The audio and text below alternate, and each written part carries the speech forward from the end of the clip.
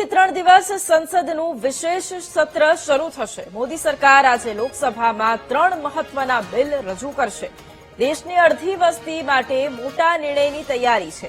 મહિલા અનામત સંશોધન વિધેયક 2026 રજૂ થશે।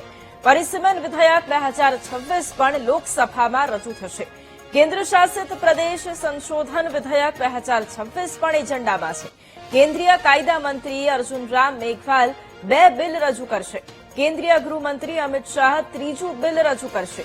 પ્રધાનમંત્રી નરેન્દ્ર મોદી ચર્ચાની શરૂઆત કરશે। આવતીકાલે ચર્ચા બાદ લોકસભામાં મતદાન થશે। રાજ્યસભામાં 18 એપ્રિલે બિલ રજૂ થશે। 3 બિલ પાસ થયા તો લોકસભાની બેઠકો 543 થી વધી અને 850 થઈ શકે। લોકસભામાં 273 બેઠકો મહિલા માટે અનામત થવાની શક્યતા છે।